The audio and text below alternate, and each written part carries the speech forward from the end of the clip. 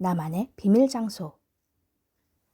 수많은 작은 생물들이 개천을 따라 살고 있다. 만일 거인이 되어 그 구불구불 흘러가는 개천을 위에서 내려다볼 수 있다면 개천이야말로 생명의 강이라는 것을 알 수 있을 것이다. 내가 바로 그 거인이었다. 키는 겨우 1m 정도밖에 안 되었지만 나는 거인처럼 쪼그리고 앉아 실개천들이 졸졸거리고 흘러내리면서 만들어낸 작은 웅덩이들을 연구하곤 했다. 개구리가 낳아둔 알들이 웅덩이 속에서 잠자고 있었다. 포도송이처럼 오글오글 모여있는 젤리 모양의 투명한 작은 공들 속에는 검은 올챙이들이 점 모양으로 들어있었다. 부화되어 나올 날을 기다리면서 개울물 위를 가로지르며 돌아다니는 사양충을 잡으려고 황어들이 화살처럼 빠른 속도로 움직이고 다녔다.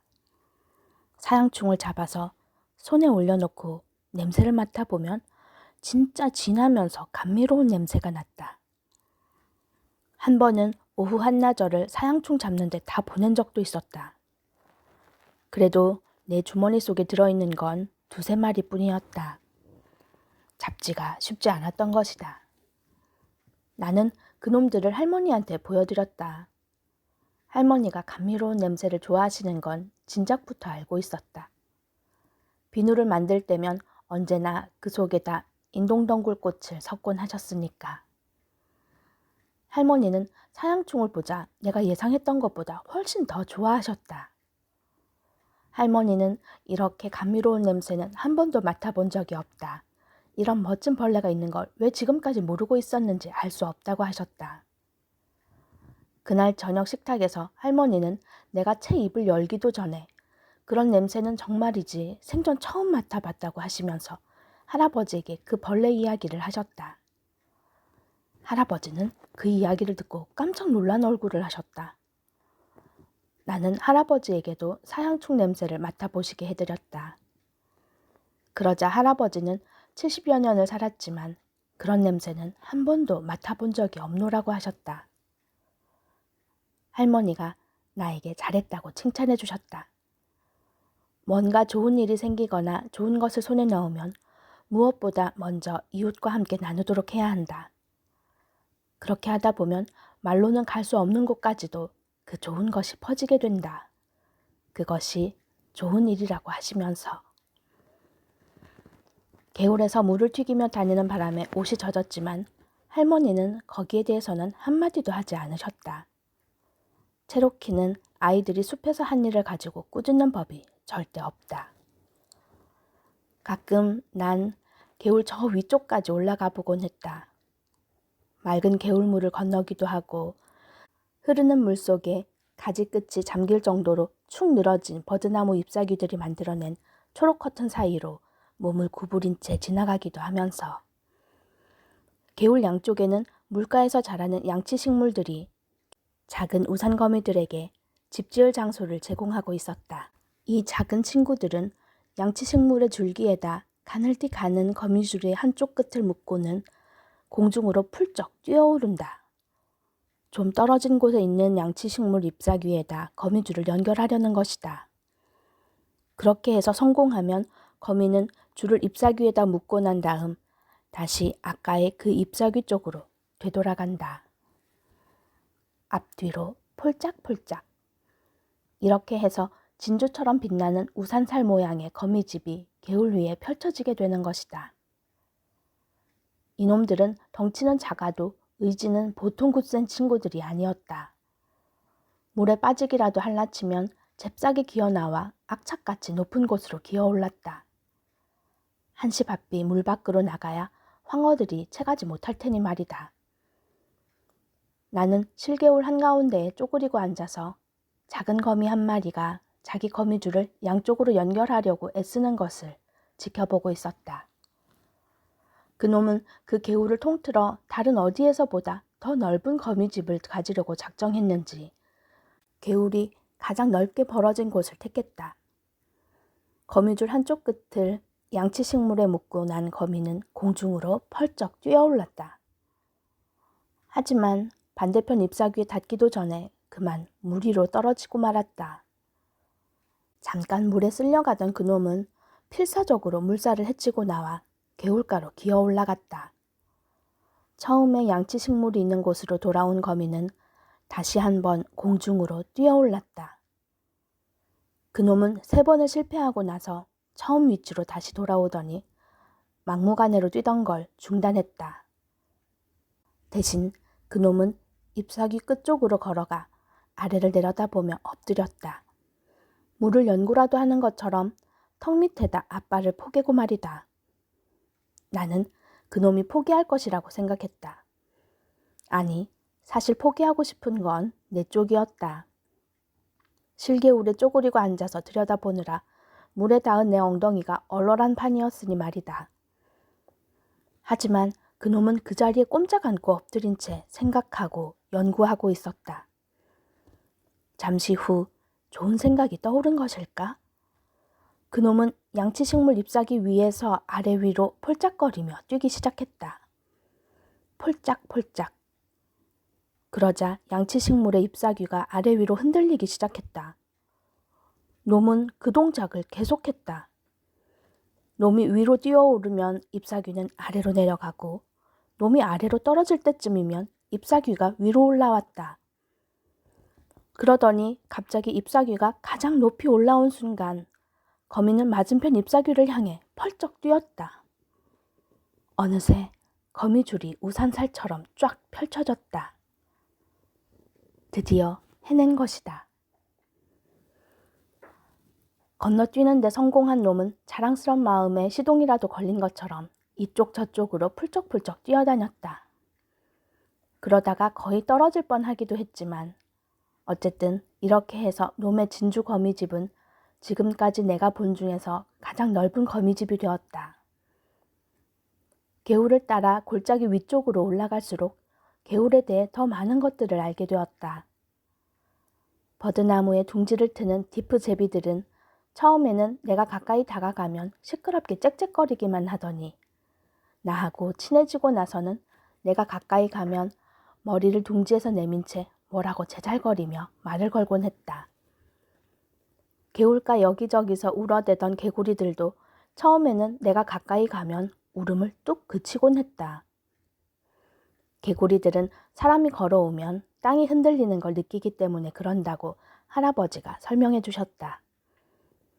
할아버지는 나에게 체로키식으로 걷는 법을 가르쳐 주셨다.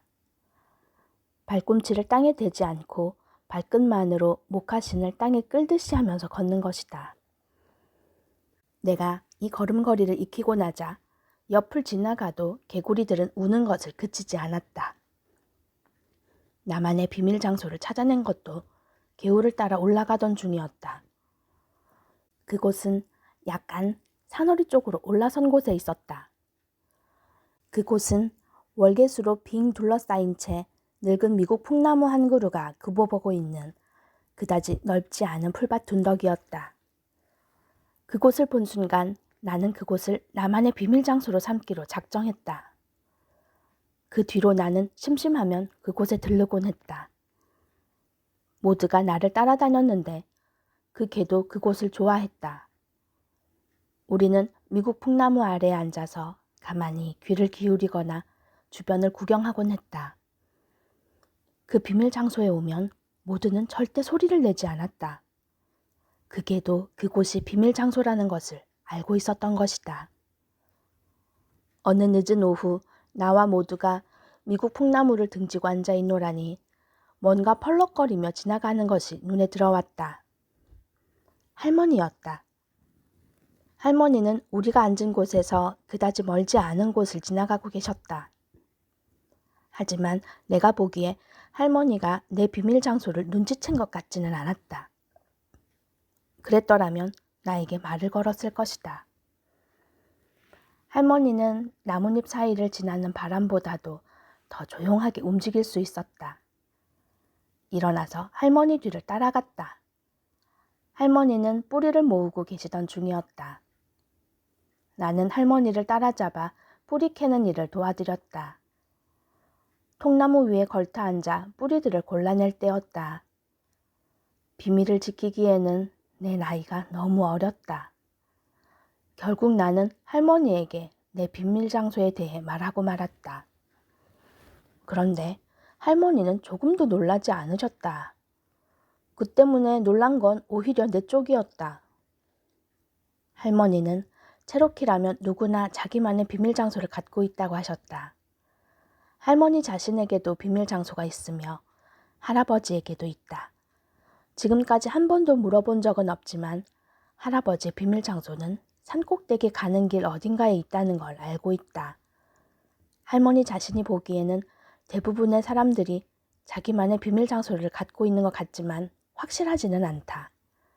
한 번도 그 문제에 대해 조사해보지는 않았으니까. 하지만 비밀 장소는 누구에게나 꼭 필요한 것이라고 할머니는 말씀하셨다. 그 말을 듣자 나한테도 비밀 장소가 있다는 사실이 그럴 수 없이 뿌듯하고 자랑스러웠다. 할머니는 사람들은 누구나 두 개의 마음을 갖고 있다고 하셨다. 하나의 마음은 몸이 살아가는데 필요한 것들을 꾸려가는 마음이다. 몸을 위해서 잠자리나 먹을 것 따위를 마련할 때는 이 마음을 써야 한다. 그리고 짝짓기를 하고 아이를 가지려 할 때도 이 마음을 써야 한다. 자기 몸이 살아가려면 누구나 이 마음을 가져야 한다. 그런데 우리에게는 이런 것들과 전혀 관계없는 또 다른 마음이 있다. 할머니는 이 마음을 영혼의 마음이라고 부르셨다. 만일 몸을 꾸려가는 마음이 욕심을 부리고 교활한 생각을 하거나 다른 사람을 해칠 일만 생각하고 다른 사람을 이용해서 이익 볼 생각만 하고 있으면 영혼의 마음은 점점 졸아들어서 밤톨보다 더 작아지게 된다. 몸이 죽으면 몸을 꾸려가는 마음도 함께 죽는다. 하지만 다른 모든 것이 다 없어져도 영혼의 마음만은 그대로 남아있는다. 그래서 평생 욕심 부리면서 살아온 사람은 죽고 나면 밤톨만한 영혼밖에 남아있지 않게 된다. 사람은 누구나 다 다시 태어나게 되는데 그런 사람이 다시 세상에 태어날 때에는 밤톨만한 영혼을 갖고 태어나게 되어 세상에 어떤 것도 이해할 수 없게 된다. 몸을 꾸려가는 마음이 그보다 더 커지면 영혼의 마음은 완두콩알만하게 줄어들었다가 결국에는 그것마저도 완전히 사라지고 만다. 말하자면 영혼의 마음을 완전히 잃게 되는 것이다. 그런 사람들은 살아있어도 죽은 사람이 되고 만다. 할머니는 어디서나 쉽게 죽은 사람들을 찾아낼 수 있다고 하셨다. 여자를 봐도 더러운 것만 찾아내는 사람, 다른 사람들에게서 나쁜 것만 찾아내는 사람, 나무를 봐도 아름답다고 여기지 않고 목재와 돈덩어리로만 보는 사람, 이런 사람들이 죽은 사람들이었다. 할머니 말씀에 따르면 그런 사람들은 걸어다니는 죽은 사람들이었다. 영혼의 마음은 근육과 비슷해서 쓰면 쓸수록 더 커지고 강해진다. 마음을 더 크고 튼튼하게 가꿀 수 있는 비결은 오직 한 가지. 상대를 이해하는 데 마음을 쓰는 것뿐이다.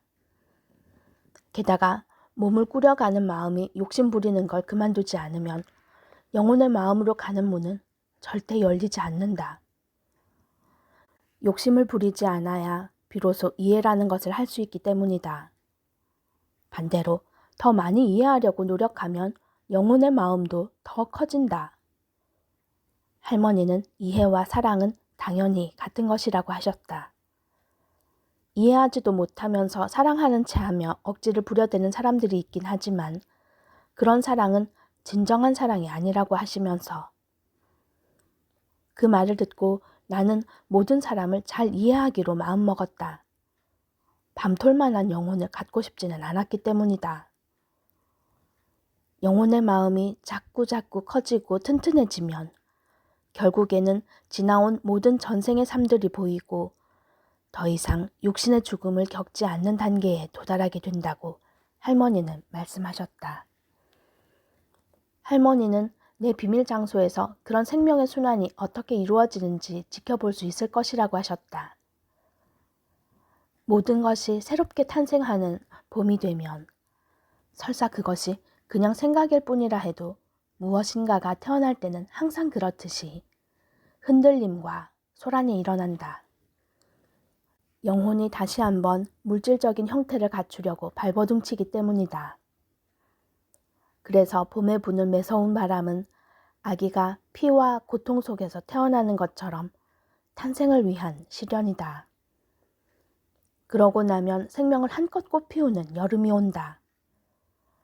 그보다 더 나이가 들면 우리 영혼이 제자리로 돌아갈 날이 멀지 않았다는 특이한 느낌을 갖는 가을이 지나가는데 사람들은 그런 느낌을 애잔한 그리움이라 부르기도 한다. 겨울이 되면 모든 것이 죽거나 죽은 것처럼 보인다. 우리 몸이 죽었을 때처럼. 하지만 봄이 되면 다시 태어날 것이다. 할머니 말씀으로는 체로키들은 오래전부터 이 사실을 터득하고 있었다고 하셨다. 할머니는 내 비밀 장소에 있는 늙은 미국 풍나무에도 영혼이 있다는 걸 내가 언젠가는 깨닫게 될 것이라고 하셨다. 사람의 영혼이 아니라 나무의 영혼이. 할머니에게 이 모든 걸 가르쳐 주신 분은 할머니의 아버지였다. 할머니의 아버지, 외증조부의 이름은 갈색매였다. 나무가 생각하는 것까지 느낄 수 있을 정도로 무척 이해심이 깊은 분이셨다.